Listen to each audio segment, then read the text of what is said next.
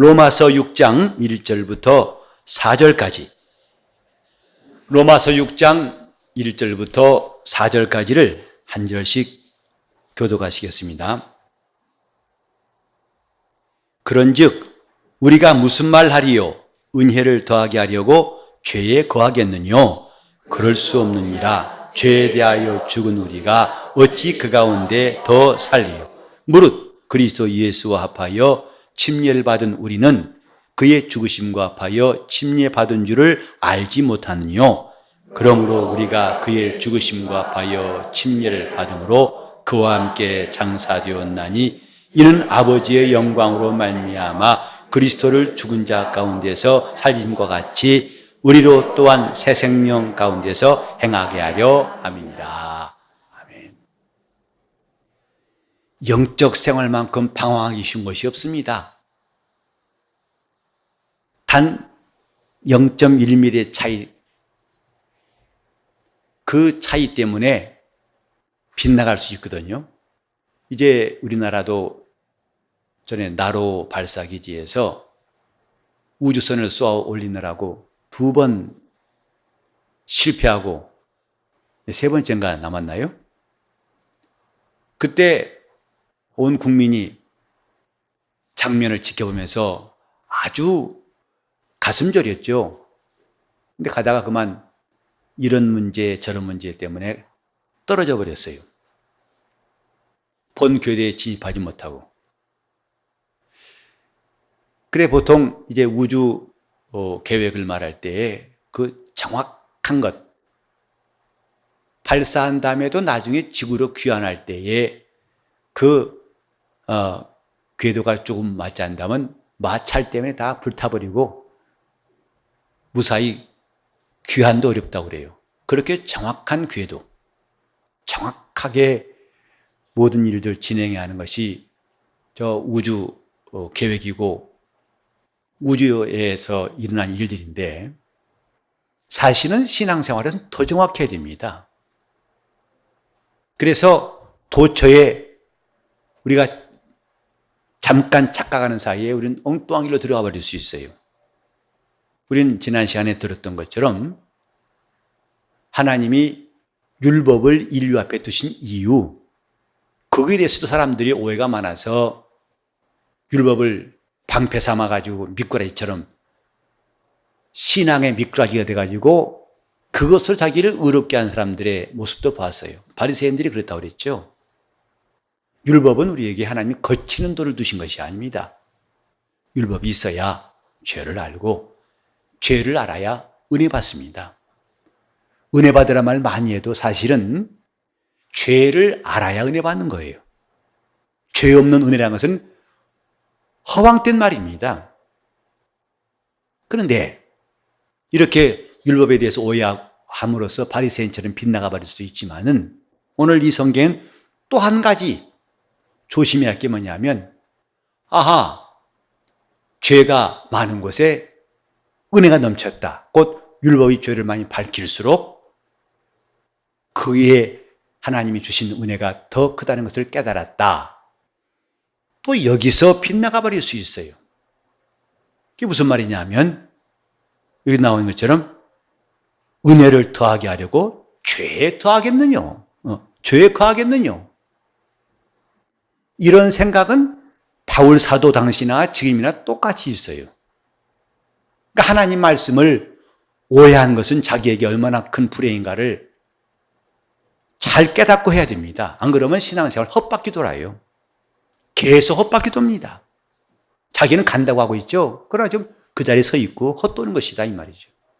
여기도 은혜를 더하려면 죄에 거하면 되겠구나.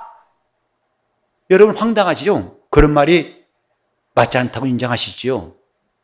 그러나 우리도 이런 데에 가까이 있어요. 어떤 건지 아십니까? 하나님께서 내 죄를 용서하신다. 여러분은 주님의 용서에 대해 믿으실 거예요. 근데 많은 사람이 기도할 때도 하나님이 내 죄를 용서했다고 잘 안 믿어요. 왜? 자기 마음에 그게 안 들어오니까, 느껴지지 않으니까 설마 용서하셨을까? 왜? 자기 양심이 너무 가책이 크거든요. 그 감각 때문에 쉽게 안 받아들여요. 그러나 이미 성경은 요한일서 1장 9절에 만일 우리가 우리 죄를 자백하면 10절에 보면 저는 미쁘시고 의로사 우리를 모든 불의 가운데로 계속 깨끗게 하실 것이요 그랬어요. 그러니까 우리가 하나님 앞에 회개한 것에 대해서 그분이 용서하실까 염려할 거 없어요.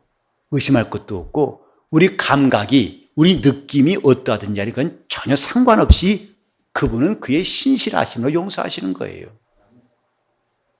형제가 죄를 범할 때 몇 번 용서하리까? 주님 말씀하셨죠. 70번씩 7번씩 용서해라. 참 우리에게는 벅차고 부담스러운 말씀. 그렇게 하기는 턱없이 부족한 자신을 깨닫고 마음이 가볍지 않습니다만은 동시에 주님은 70번씩 7번이라도 용서를 하신 그분이 70번씩 7번이라도 용서하지 않겠습니까? 용서하신다 이 말이죠.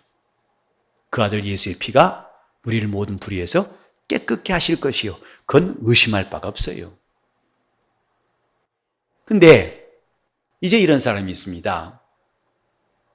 죄를 짓고 회개하면 돼. 용서하시니까.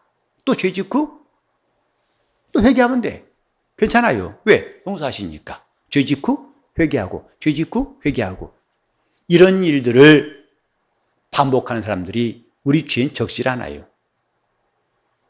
어때? 주님이 용서하시는데 내 죄를 70번씩 7번도 하시는 분인데 마치 저 법 미꾸라지라는 사람처럼 성경 미꾸라지 같이 돼가지고 스스로 속는 겁니다.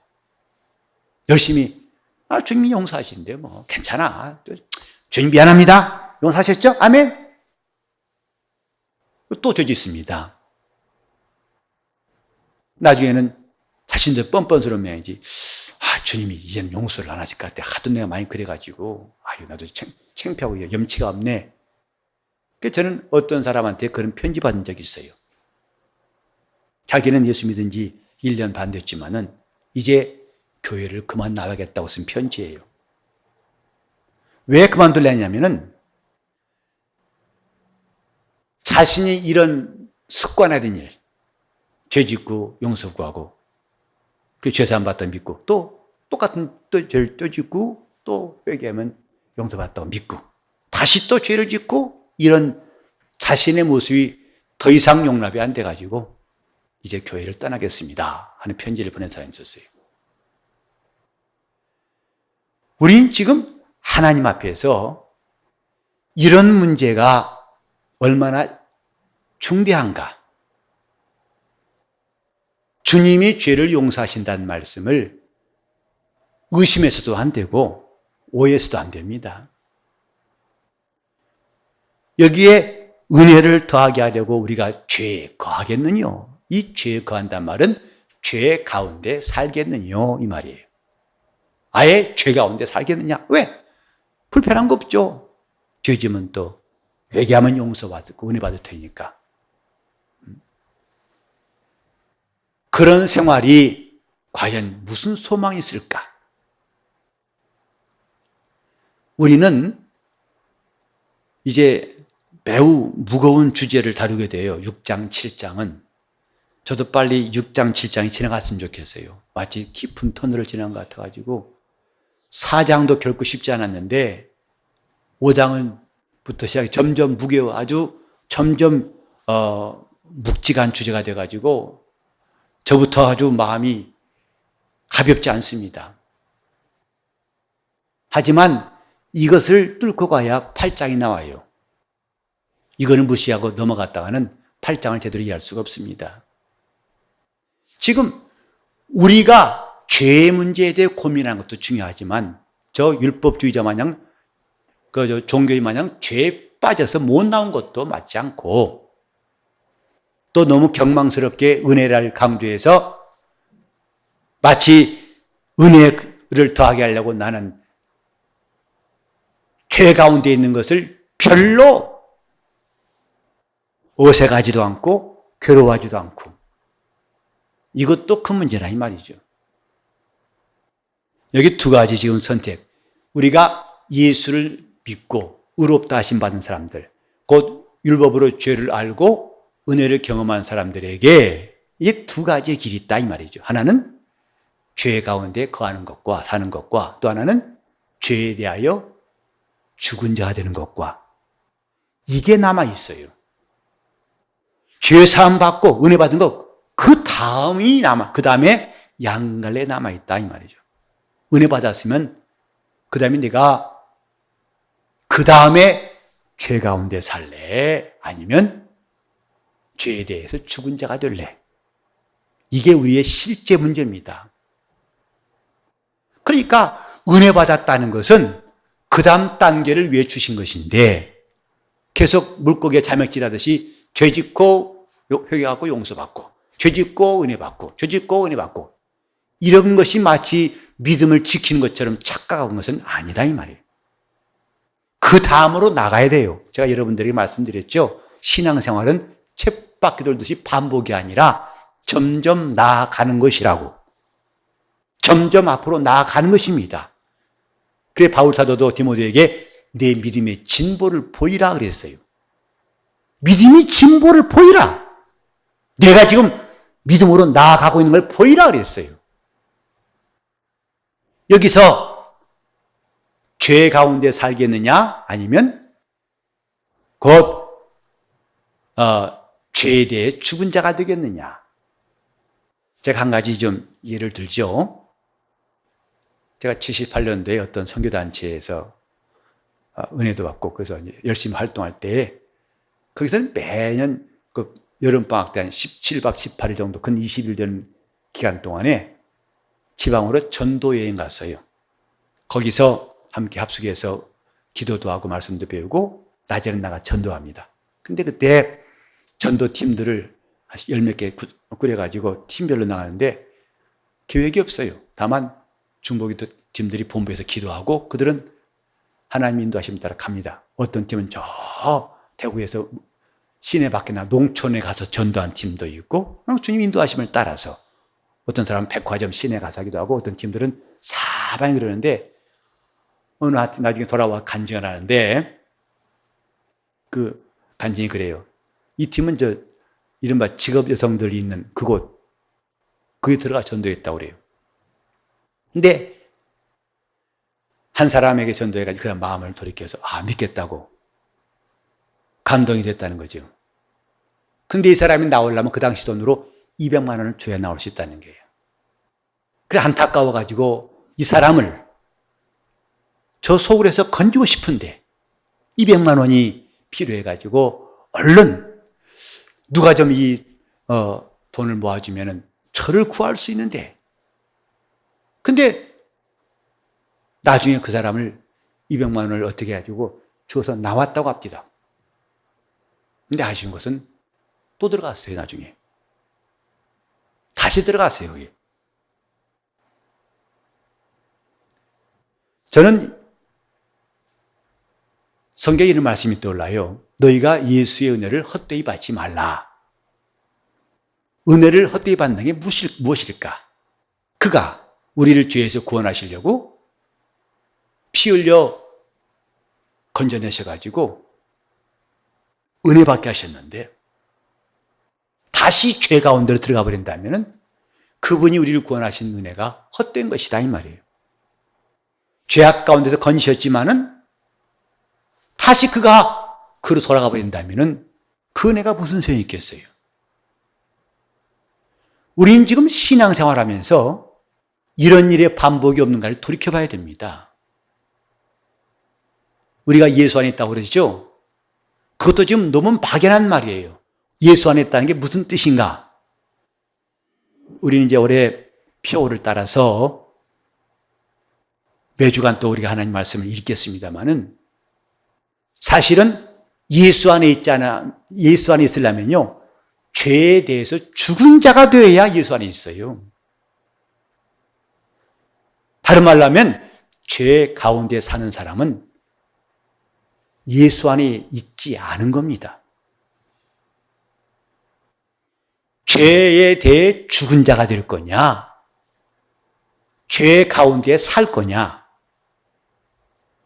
은혜 받았다고 죄 안 짓는다고 할 수 없지요. 우리는 지금 한 주간 동안도 많은 허물이 있어요. 예수 믿는 사람은 죄 안 짓는다? 그건 어리석은 말이에요. 바울은 지금 죄 가운데 은혜 받은 사람들에게 두 가지 선택지. 죄 가운데 은혜 받았다? 잘했다. 그럼 그 다음에 내가 은혜 가운데 살 거냐? 아니면 죄에 대해서 죽은 자가 될 거냐? 그것은 각각의 선택입니다. 이것을 결정하지 않고서 우리는 더 큰 은혜, 그 다음 단계를 바랄 수가 없어요. 영적인 성장, 부흥, 충만, 성숙 바랄 수가 없습니다. 이 발걸음을 띄어야 그 다음에 나오는 거예요. 근데 이 단계에서 걸려가지고 10년 지나도 그 자리고 20년 지나도 그 자리고 30년도 그 자리고 자기는 착각하겠죠. 오랫동안 예수 믿었으니까 뭔가 그래도 믿음이 자랐겠지. 죄 가운데 거하겠느냐? 아니면 내가 죄에 대해서 죽은 자가 되겠느냐? 주님이 우리를 구원하신 것은 죄 가운데 계속 살라고 구원하신 게 아니에요. 죄에 대해서 죽은 자가 되라고 구원하신 거죠. 우리는 성경에서 죽음에 대한 이야기를 많이 듣습니다. 성경은 한마디로 죽음과 삶에 대한 죽고 사는 문제라고 말씀드렸죠.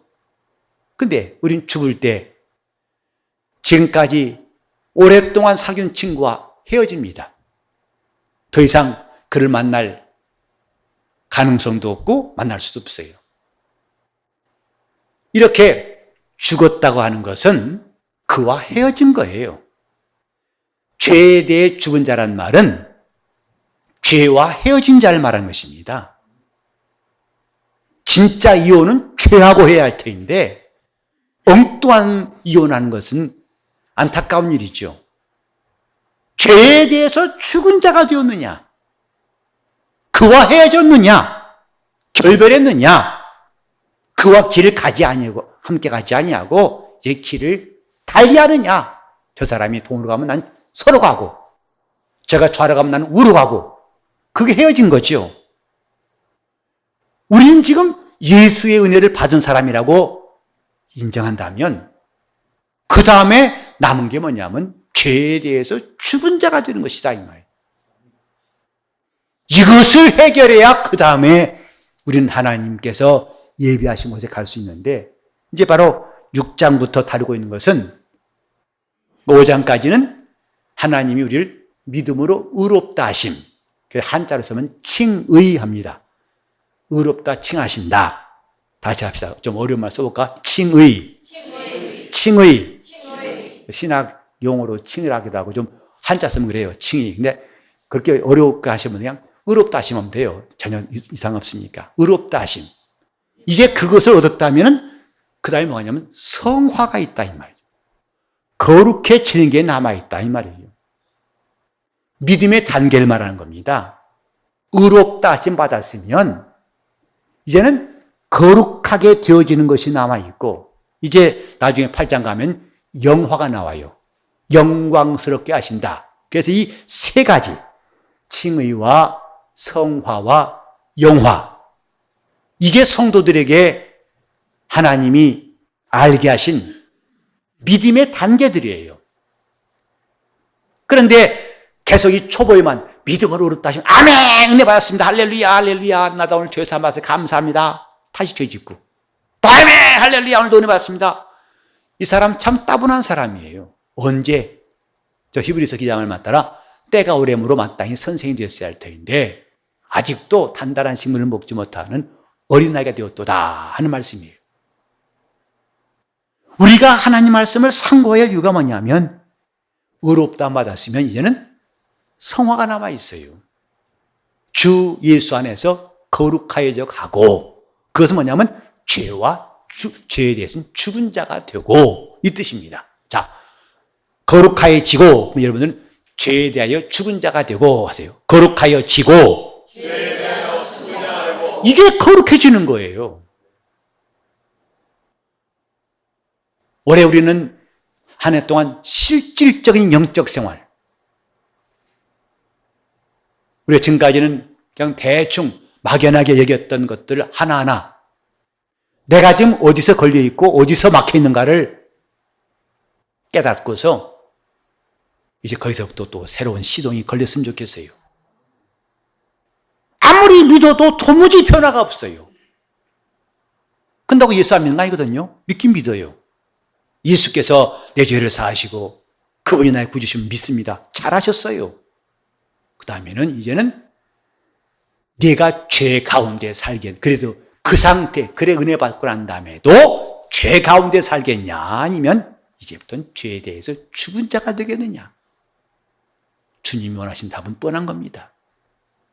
다 같이 죄에 대하여 죽은 자, 죄에 대하여 죽은 자, 죄에 대하여 죽은 자, 죄에 대하여 죽은 자. 이것이 은혜 받은 성도들이 그 다음에 해야 할 일이에요.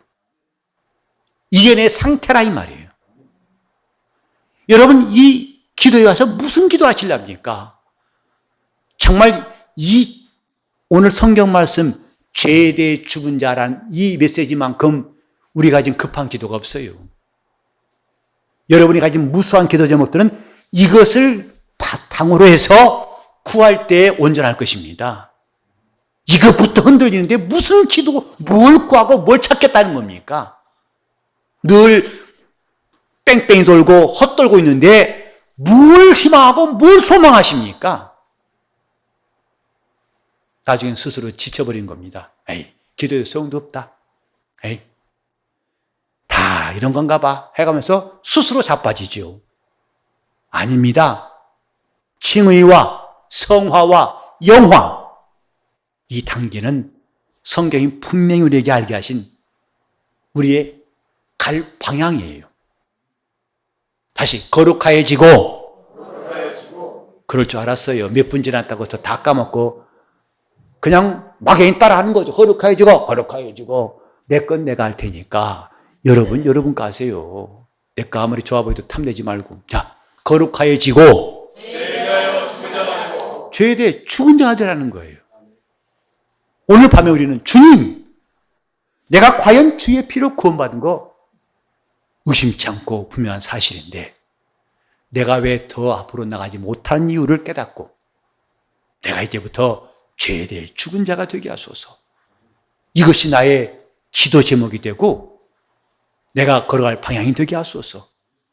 이 성경 말씀이 2000년 전에 기록되었지만 이제야 내 눈에 들어오고 이제야 내 마음을 두드린다는 것을 깨닫고 주님, 내 영적 생활에 이런 변화가 어렵도 안 받았으면 이제는 거룩해지는 일들이 우리 가운데 시작될 수 있도록.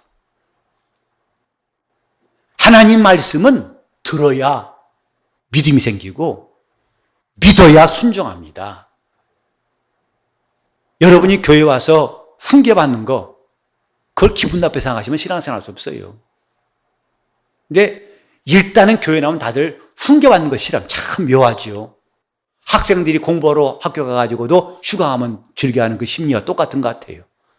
교회 나와서 은혜 받으러 나왔고 그건 하나님 말씀을 순종하러 나왔다면서도 말씀 듣기 싫어해요. 그래서 일단 설교도 짧으면 좋아하지 길면 좋아하는 사람은 거의 못 봤어요. 오늘은 충분히 은혜 받았습니다. 난 못 봤어요. 일단 짧아야 돼. 내용 관계없어요. 짧게. 제가 지난주에 20분 채 안 됐나? 무척 좋아하시더라고요. 여러분 그런 심리 한다면 모든 직분자들도 앞에 나와 일할 때 짧게 멘트하세요. 교인들이 이미 알아요. 목사님은 설교하는데 또 설교하고 있네. 그러면 여러분 또 감점당한 것이라고. 짧게 말하세요. 아니 목사의 말고 설교도 짧은 거 좋아하는데 짧게. 저도 짧게 하려고 했잖아요. 이렇게. 지금 짧게 하려고 이제 마무리하려고 애쓴 중인데 지금 우리는 더 이상 나가지 못하고 있는 이 단계가 뭔가? 이제 정말 내가 죄에 대해 죽는다는 게 뭔가? 그와 이별하는 겁니다. 오늘 도장 좀 찍으세요. 이혼소리에 도장 꾹 찍으세요. 보기 싫으면 마누라고 끝나라는 게 아니라 나는 죄와 이혼하겠다.